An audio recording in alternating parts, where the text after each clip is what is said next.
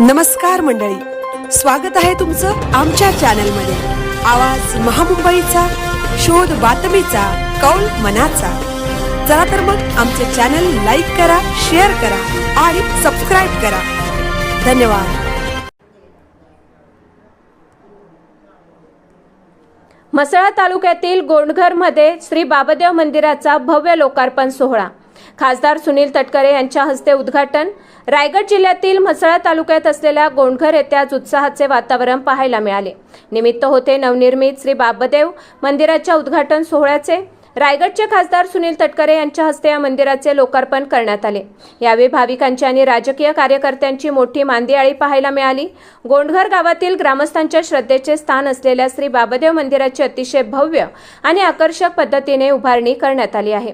आज सकाळी मंत्रोच्चाराच्या जयघोषात आणि धार्मिक विधींनी या मंदिराचे उद्घाटन पार पडले। खासदार सुनील तटकरे यांनी रिबीन कापून मंदिराचे लोकार्पण केले आणि श्री बाबदेवाचे दर्शन घेतले। यावेळी मंदिर समितीच्या कार्यकर्त्यांनी खासदारांचा शाल श्रीफळ देऊन विशेष सत्कार केला।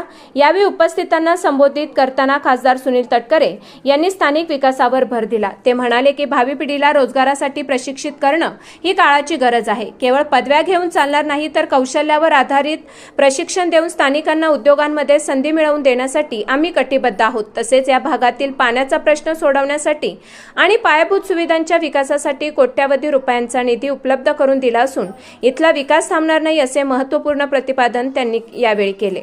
या सोहळ्याला राजकीय क्षेत्रातील दिग्गज नेत्यांची उपस्थिती लाभली होती। यामध्ये समीर बनकर, बबन बनवे, सुचिन कीर, मंदार तोडणकर यांसह अनेक मान्यवर उपस्थित होते। विशेष म्हणजे केवळ गोंडघरच नव्हे, तर म्हसळा शहर आणि आजूबाजूच्या गावातील राष्ट्रवादी काँग्रेस पक्षाचे शेकडो कार्यकर्ते आणि हजारो भाविकांनी या कार्यक्रमाला गर्दी केली होती। मंदिराच्या या भव्य रूपामुळे परिसरात भक्तीचे चैतन्य पसरले आहे।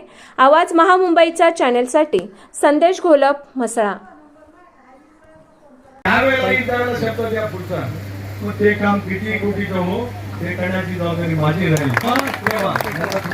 आता मी काय बोलू, मी पक्का लोकांच्या सेवेसाठी 24 तास काम करतो। पण ज्यावेळेला मधले अनुभव वेगवेगळे येतात त्यावेळेला थोडासा मी सावध होतो। तसा मी घोडा भावी आहे, ते चित्र बदलायचं असेल, येणाऱ्या कारखानदारीमध्ये जे ज्या पद्धतीचे रोजगार उपलब्ध होतील त्याच्या आधारित आपण शिक्षण देण्याचा प्रयत्न केला तर त्याचा फायदा अधिक चांगल्या पद्धतीचा त्या ठिकाणी होऊ शकेल। एवढंच मला कार्यक्रमाच्या प्रसंगी या ठिकाणी सांगायचं आहे। पाण्याचा प्रश्न काय, जेवता समजून घेऊ, त्याच्यावरती उपाययोजना करण्याचा प्रामाणिकपणाचा प्रयत्न करू।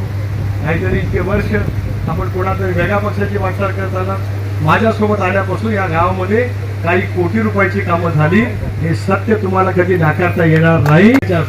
त्याच्यासाठी लागणारं किमान कौशल्यावरती आधारित प्रशिक्षणाचे कोर्स करायचे असतील ते करण्याचा आराखडा आम्ही तयार केलेला आहे। म्हणून स्थलांतर रोखण्यासाठी कठोरतेने पावलं आम्ही उचलतो आहोत। ती एका हाताने टाळी नाही वाजणार, दुसऱ्या हाताने ती जर का टाळी वाजली तरच ते स्थलांतर रोखलं जाईल। तर काय कारखाने उभे राहतील, प्रशिक्षित इतर कुशल कामगार बाहेरचे येतील आणि आम्ही परत त्या ठिकाणी राहू। माझ्या मनातली कल्पना गेल्या अनेक वर्ष मोहम्मद पासून म्हसळा तालुक्यातल्या शिवधन तालुक्यातल्या प्रत्येकाला माहिती आहे की कौशल्यावरती आधारित आपण रोजगार त्या ठिकाणी करू।